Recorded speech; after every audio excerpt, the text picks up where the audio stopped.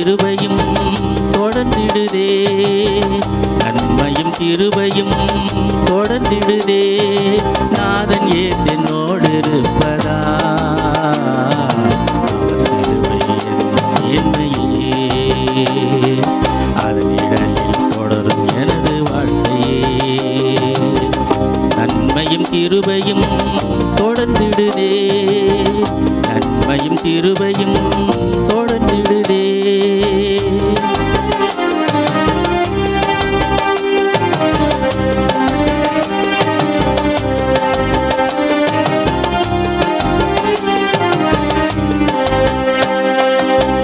உங்களால் கூடாததல்ல மீட்பு, கிருபையின் ஈகையல்லவா. உங்களால் கூடாததல்ல மீட்பு, கிருபையின் ஈகையல்லவா. நம்மில் விசுவாசம் துவக்கிடும் தேவன், நம்மில் விசுவாசம் துவக்கிடும் தேவன், முடிவு பரியந்தம் நடத்திடுவார், முடிவு பரியந்தம் நடத்திடுவார். நன்மையும் கிருபையும் தொடர்ந்திடுதே, நன்மையும் கிருபையும் தொடர்ந்திடுதே.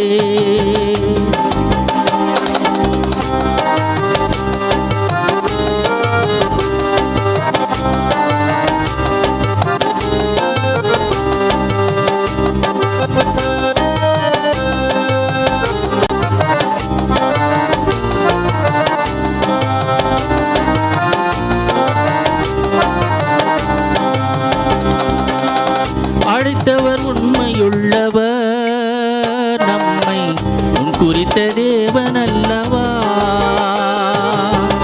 அழைத்தவர் உண்மையுள்ளவர், நம்மை முன் குறித்த தேவன் அல்லவா. விருப்பமும் செய்கையும் உண்டாக்கும் தேவன், விருப்பமும் செய்கையும் உண்டாக்கும் தேவன், முடிவு பரியந்தம் நடத்திடுவார், முடிவு பரியந்தம் நடத்திடுவார். நன்மையும் கிருபையும் தொடர்ந்திடுதே, நன்மையும் கிருபையும் தொடர்ந்திடுதே.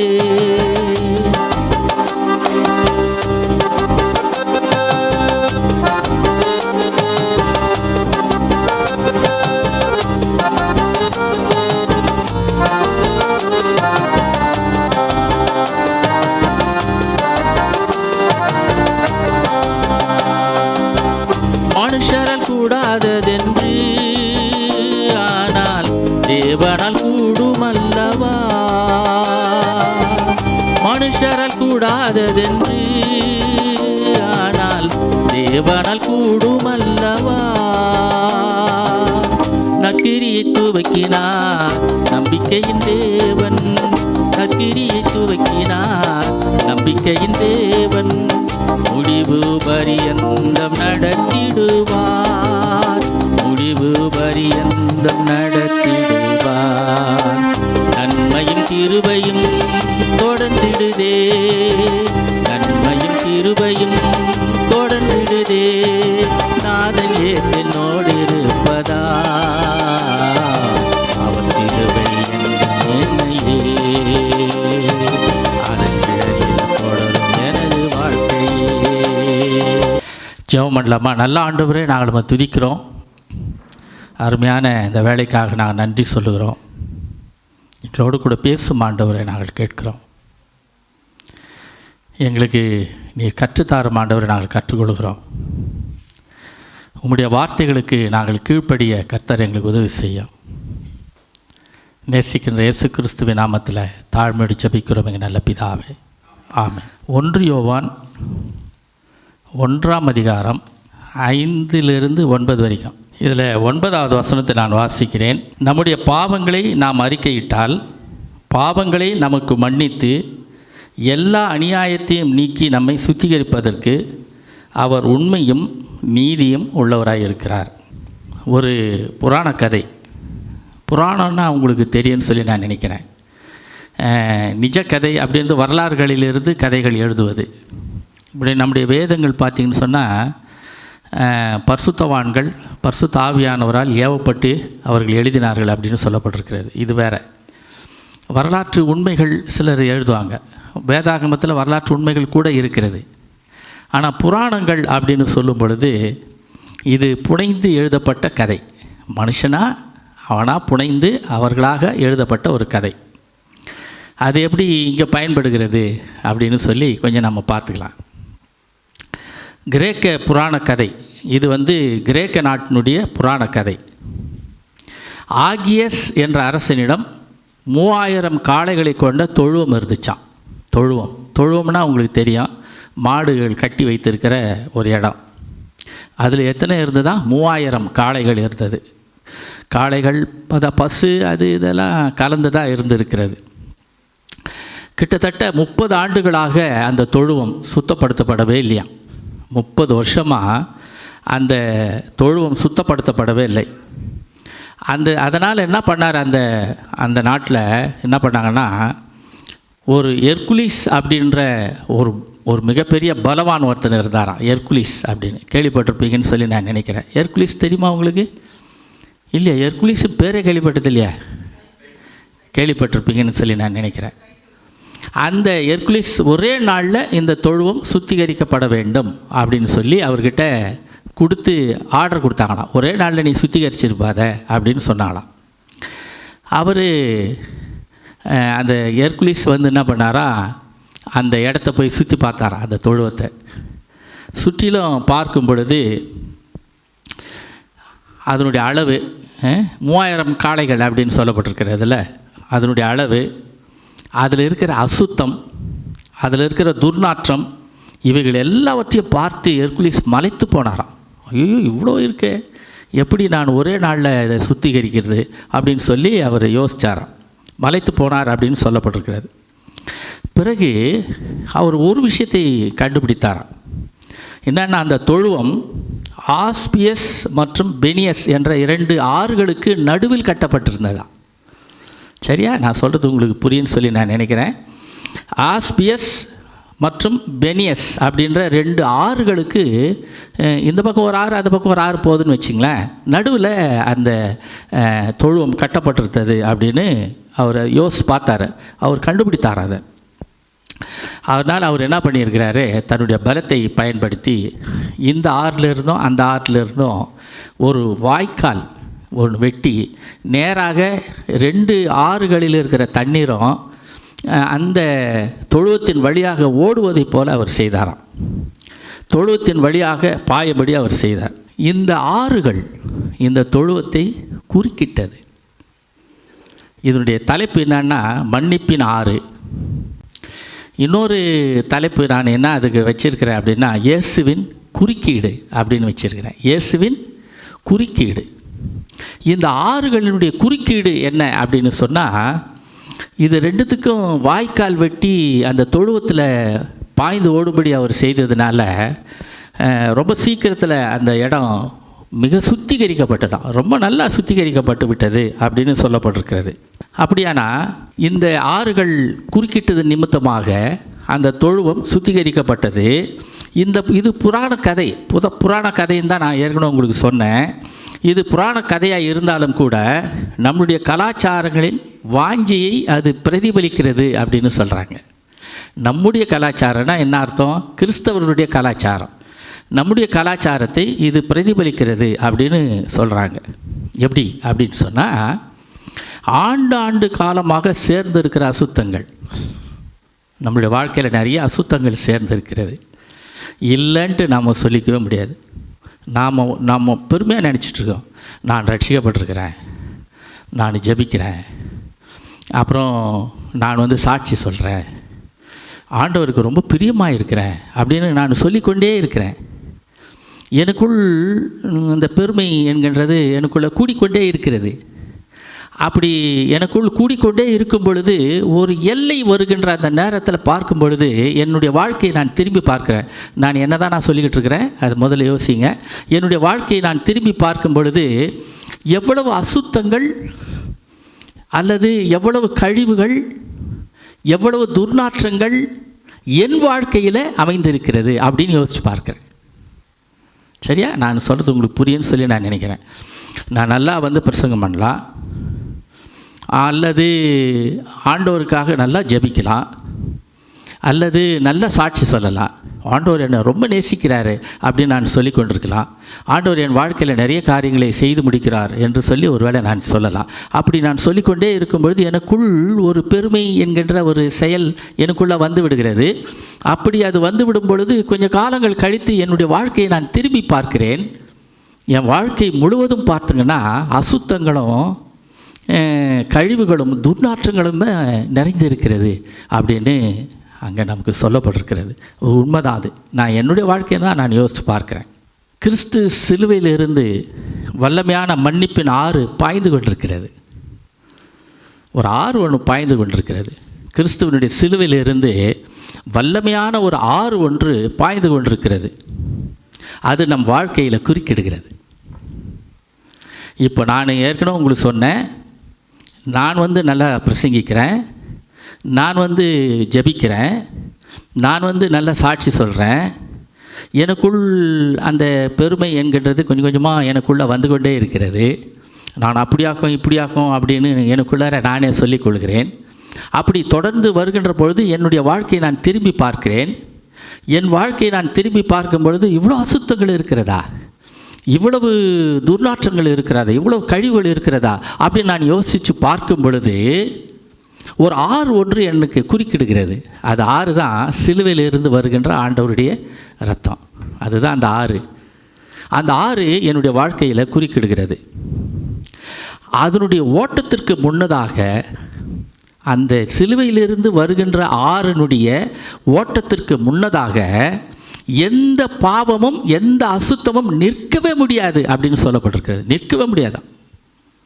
சிலுவையிலிருந்து புறப்பட்டு வருகின்ற அந்த ஆற்றின் மூலமாக பார்த்தோம்னா அதுக்கு முன்னாடி அது குறுக்கிடும் பொழுது எந்த அசுத்தமோ எந்த பாவமோ அதுக்கு முன்னாடி நிற்கவே முடியாதான். அப்படியானா நான் என்னை யோசித்து பார்க்குறேன். நான் இப்படி எனக்குள்ளார நான் கொஞ்சம் தூரம் பிரயாணப்பட்டு நான் வந்துட்ட பிறகு என்னை நான் திரும்பி பார்க்குறேன். என்னுடைய பழைய வாழ்க்கையை நான் திரும்பி பார்க்கும் பொழுது எனக்குள்ளார துர்நாற்றங்களும் அசுத்தங்களும் கழிவுகளும் இப்படி எதனா இருக்குதே, யாருனா சுத்திகரிக்க மாட்டாங்களா, யாராவது ஒருத்தர் என்னுடைய வாழ்க்கையில் குறுக்கிட மாட்டாங்களா அப்படின்னு சொல்லி நான் நினைத்து கொண்டிருக்கிற வேளையில் ஒருத்தர் சிலுவையில் தொங்கி கொண்டிருக்கிறார். அங்கிருந்து ஒரு ஆறு ஒன்று புறப்பட்டு ஓடுகிறது. அந்த ஆற்றுக்கு முன்னதாக பாவமோ கழிவுகளோ துர்நாற்றங்களோ நிற்கவே முடியாது என்று சொல்லப்பட்டிருக்கிறது. அந்த ஆறு என் வாழ்க்கையில் குறுக்கிடுகிறது.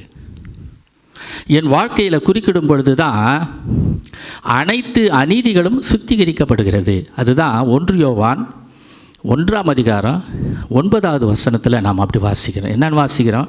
நம்முடைய பாவங்களை நாம் அறிக்கையிட்டால், ஐயா என்னுடைய வாழ்க்கையில் இவ்வளவு அசுத்தங்கள் இருக்கிறது, என்னுடைய வாழ்க்கையில் இவ்வளவு துர்நாற்றங்கள் இருக்கிறது, யாராகிலும் யாருடைய ஆறாகிலும் பாய்ந்து ஒரு வல்லமையான ஒரு ஆறு பாய்ந்து என்னை சுத்திகரிக்காதா அப்படின்னு நான் சொல்லி ஏங்கி கொண்டிருக்கும் பொழுது சிலுவை என் கண்களுக்கு முன்னதாக தெரிகிறது. சிலுவையிலிருந்து ஒரு ஆறு புறப்பட்டு வருகிறது. அந்த ஆற்றுக்கு முன்னதாக பாவமோ அசுத்தங்களோ நிற்கவே முடியாது என்று சொல்லப்பட்டிருக்கிறது.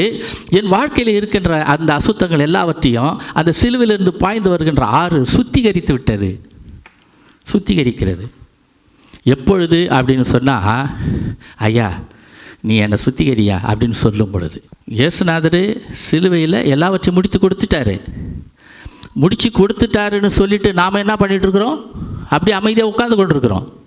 அப்படி உட்கார்ந்து கொண்டு இல்லாதபடிக்கு என் பாவங்களை நான் அவரிடத்தில் அறிக்கை செய்ய முடியுது. அதுதான் அங்கே சொல்லிக்குது. நான் அறிக்கையிட்டால் பாவங்களை நமக்கு மன்னித்து எல்லா அநியாயத்தையும் நீக்கி நம்மை சுத்திகரிப்பதற்கு அவர் உண்மையும் நீதியும் உள்ளவராக இருக்கிறார். அல்லேலூயா.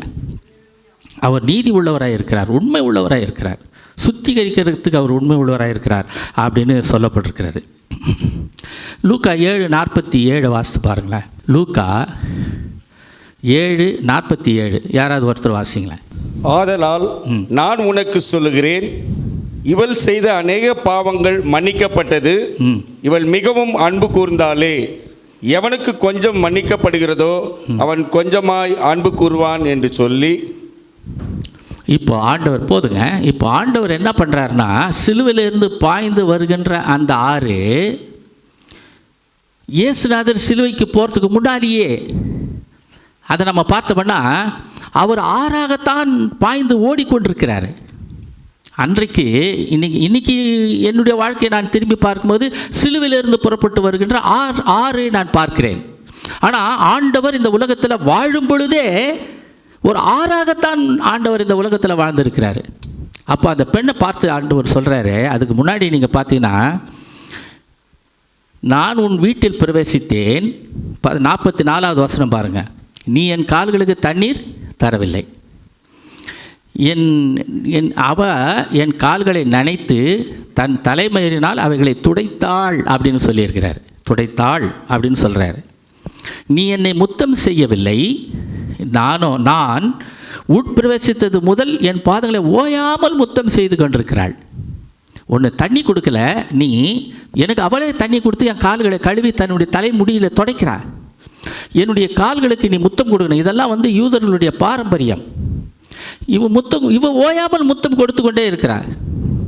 நீ என் தலையில் எண்ணெய் பூசவில்லை, இவளோ என் பாதங்களில் பரிமள தைலம் பூசினாள். பரிமள தைலம் ரொம்ப முக்கியமான ஒரு விஷயம். நிறைய ஒரு காசு பணம் அதிக விலை உயர்ந்த ஒரு பொருள் அது. அந்த பரிமள தைலத்தையே பூசினாள். ஆதலால் உனக்கு சொல்லுகிறேன், இவள் செய்த அநேக பாவங்கள் மன்னிக்கப்பட்டது அப்படின்னு சொல்கிறார். இங்கே 47வது வசனத்தில் பார்த்தீங்கன்னா, அப்படின்னா இவள் மிகவும் அன்பு கூர்ந்தாளே அப்படின்னு சொல்கிறார். இது இயேசு கிறிஸ்துவனுடைய குறுக்கீடு அப்படின்னு சொல்லி நான் நினைக்கிறேன். அவளுடைய வாழ்க்கையில் குறுக்கிட்டார். அதே போல் சகேயனுடைய வாழ்க்கையில் பாருங்களேன். லூக்கா 19ஆம் அதிகாரம் 1லேருந்து 10 வரைக்கும் நீங்கள் வாசித்து பாருங்கள். அதில் 19:5 மட்டும் தயவுசெய்து வாசிங்க. லூக்கா 19:5. இயேசு அந்த இடத்தில் வந்தபொழுது அண்ணாந்து பார்த்து அவனை கண்டு, சகேயுவே, நீ சீக்கிரமாய் இறங்கி வா, இன்றைக்கு நான் உன் வீட்டிலே தங்க வேண்டும் இவ்வளவு தாங்க சொன்னார். இந்த நிகழ்ச்சி நீங்கள் பார்த்தீங்கன்னு சொன்னால், அதன் பிறகுதான் அவரை சந்தோஷமாக அழைத்து கொண்டு போகிறான். அடுத்த வசனத்தில் அடுத்த வசனத்தில் தான் என்ன யோசித்து பார்க்குறான்னு சொன்னால், எல்லாரும் என்னை குற்றப்படுத்துகிறாங்களே, இயேசு என் வீட்டில் தங்கி உணவு அருந்தணும், என் வீட்டில் தங்கியிருக்கணும் அப்படின்னு சொன்னால் அதுக்கு உரிய தகுதி உடையவனா நான் மாறணும்னு சொல்லி பிறகு மாறுறான். ஆனால் ஆண்டவர் அவனுடைய வாழ்க்கையில் எப்படி குறுக்கிடுறார் பாருங்க. அவனுடைய பெயரையே ஆண்டவர் அறிந்து வைத்திருந்தார். சகேயனுடைய பெயரையே ஆண்டவர் அறிந்து வைத்திருந்தார். அதுதான் அங்கே சொல்லப்பட்டிருக்கிறது. 19ஆம் அதிகாரத்தில் பார்த்தீங்கன்னா 5வது வசனத்தில் பாருங்கள். அவனை கண்டு சகேயுவே, சீக்கிரமாய் இறங்கி வா, நான் இன்றைக்கு உன் வீட்டில் தங்கணும். அவ்வளோதான் சொன்னாருங்க. நீ மாறிடு, பாதி பணத்தை கொடுத்துரு ஏழைகளுக்கு, இதெல்லாம் எதனா சொன்னார் ஆண்டவர். அவனுடைய வாழ்க்கையில் ஆண்டவர் குறுக்கிடுறாரு பாருங்க. இவர் குறுக்கிடும் பொழுது அவர் யோசிக்கிறாரு, மற்றவங்க பேசுவாங்க, இவன் தனக்குரிய நான் அவங்க வீட்டில் தங்கணும்னு சொன்னால் அதற்குரிய தகுதி உடையவனாக இவன் மாறுவான் என்று சொல்லி ஆண்டவருக்கு தெரியும். அதனால தான் ஆண்டவர் அவனுடைய வாழ்க்கையில் குறுக்கிடுகிறதே நாம் பார்க்குறோம். அதுக்கடுத்தது சிலுவையில் ஒரு மனிதன். மத்தேயு 27ஆம் அதிகாரத்தில் 44வது வசனத்தை வாசிங்களேன். மத்தேயு 27:44. 2 பேருமே தூஷித்தார்கள். 2 கள்வர்களும் அவருக்கு வலது இடது புறத்தில் அடைச்சாங்கல்ல, 2 பேருமே தான் தூஷிக்கிறாங்க. நாம் என்ன நினச்சிக்கிறோன்னு சொன்னால், ஒருத்தன் ரட்சிக்கப்பட்டான், ஒருத்தன் விடப்பட்டான், அது உண்மைதானா? ஆனால் 2 பேருமே தான் முதல்ல தூஷிக்கிறாங்க. அதன் பிறகு பாருங்கள், அங்கே அதன் பிறகு லூக்கா 23:34 வாசிங்க. லூக்கா 23:34. அப்பொழுது இயேசு, பிதாவே, இவர்களுக்கு மன்னியும், தாங்கள் செய்கிறது இன்னதென்று அறியாது. இதுதான் குறுக்கிடுவது. இவன் முதல்ல 2 பேருமே தூஷிக்கிறார்கள். ஆனால் இயேசுநாதரை அந்த இன்னொரு கள்வனுடைய வாழ்க்கையில் குறுக்கிடுறார் பாருங்க. பிதாவே, இவர்களுக்கு மன்னியும், தாங்கள் செய்கிறது என்னதென்று அறியாது இருக்கிறார்கள். அப்படியானா தன்னை அடிக்கிறது, உதைக்கிறது, எனக்கு காரி உமிழுவது, அவரை அவமானப்படுத்துவது, இது எல்லாவற்றையும் பக்கத்தில் இருந்து பார்க்குறான்.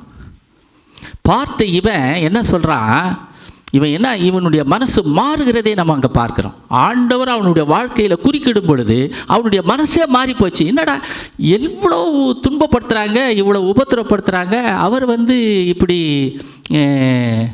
பிதாவை இவர்களுக்கு மன்னியும், தாங்கள் செய்கிறது என்னது என்று அறியாது இருக்கிறார்கள்னு சொல்கிறாரு. அப்படின்னு சொல்லி இவன் முழுமையாக மாறிட்டான். அதனால தான் அவன் என்ன சொல்கிறான், அந்த அவங்ககிட்ட என்ன சொல்கிறான்னா பாருங்கள், 23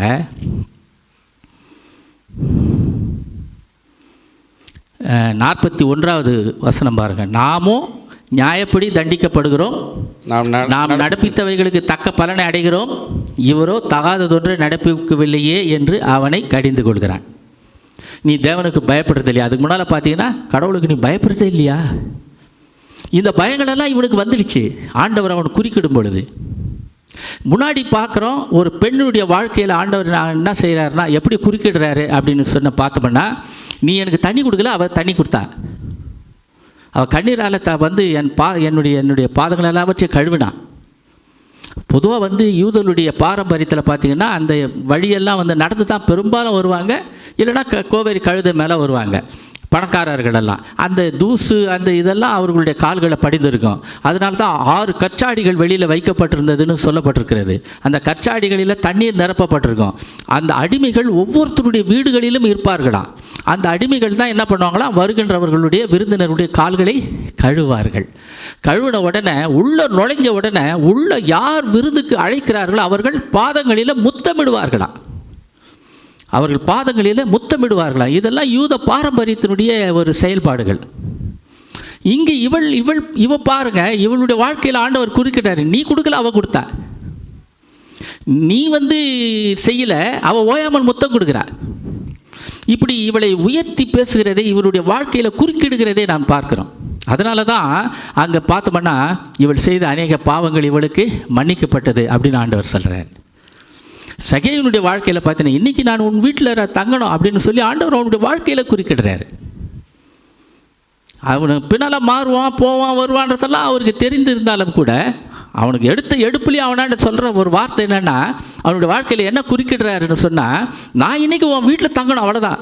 வேறு எதுவுமே சொல்லலை. வேறு எதனா சொல்லியிருக்கிறாரான்னு பார்த்தீங்கன்னா வேறு எதுவுமே சொல்லலை.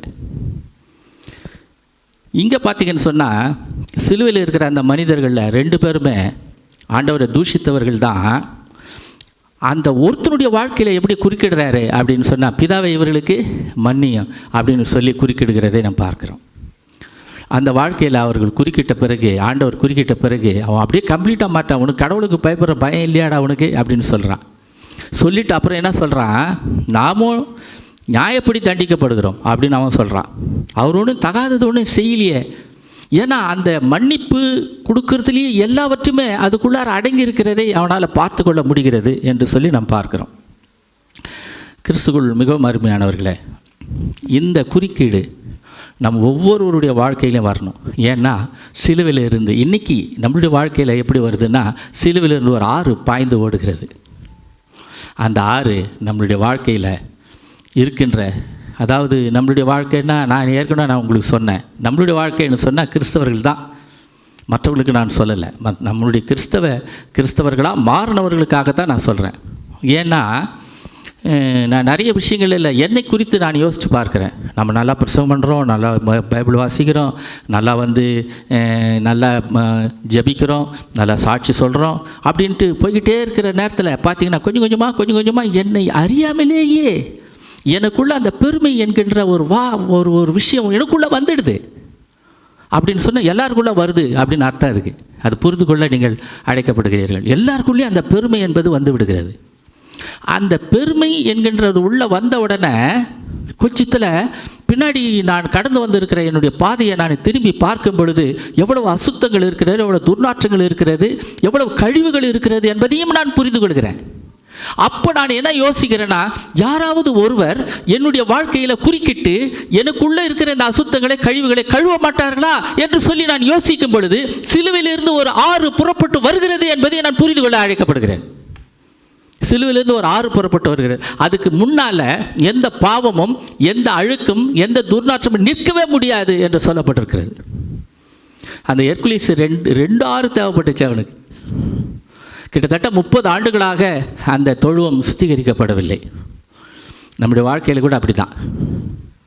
சுத்திகரிக்கப்படாத நம்முடைய வாழ்க்கையை ஆண்டவர் கண்டிப்பாக சுத்திகரிப்பதற்கு ஒவ்வொரு நாளும் ஆயத்தம் உள்ளவராக இருக்கிறார். ஒவ்வொரு நாளும் ஒவ்வொரு நாளும் நாம் சுத்திகரிக்கப்பட்டு கொண்டே இருக்க வேண்டும். அது முக்கியமானது.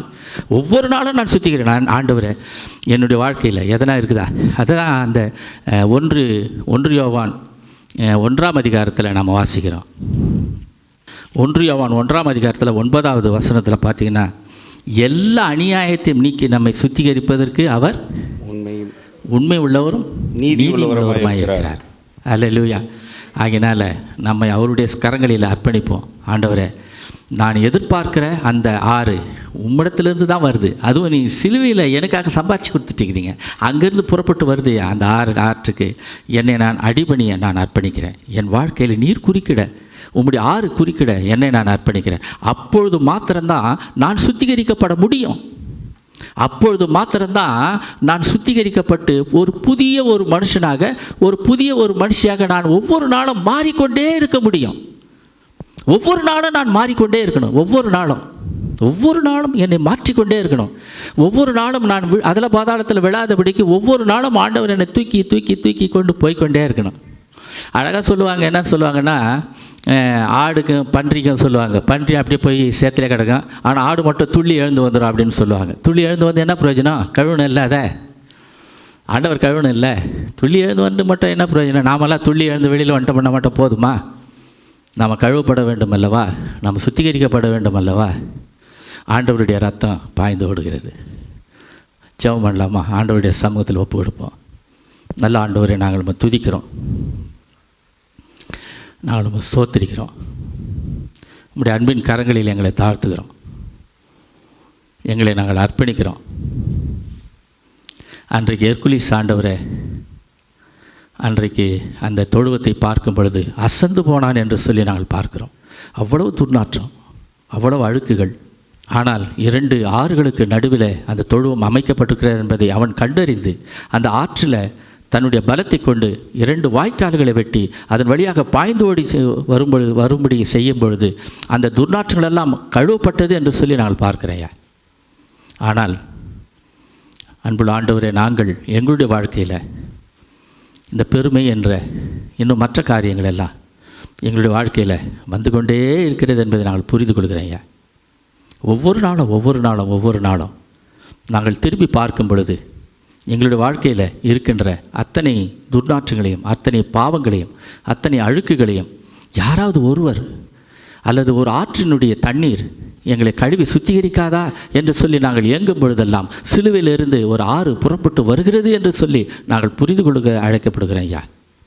அந்த ஆறு, சிலுவையிலிருந்து வருகின்ற அந்த ஆறு, இயேசுவே உம்முடைய இரத்தம் எங்கள் வாழ்க்கையில் இருக்கின்றவைகள் எல்லாவற்றையும் கழுவி சுத்திகரித்து எங்களை ஒரு புதிய மனுஷியாக நீர் மாற்றுகிறீர் என்று சொல்லி நாங்கள் நிச்சயமாய் நம்பி விசுவாசித்து உடைய அன்பின் கரங்களில் எங்களை தாழ்த்தி அர்ப்பணிக்கிறையா. எங்களுடைய பாவங்களை நாங்கள் அறிக்கையிடும் பொழுது மாத்திரமே இப்படிப்பட்ட ஒரு ஆறு எங்களை கழுவி சுத்திகரிக்கும் என்று சொல்லி நாங்கள் நிச்சயமாய் நம்புகிறோம். எங்களுக்கு நீர் உதவி செய்யும்.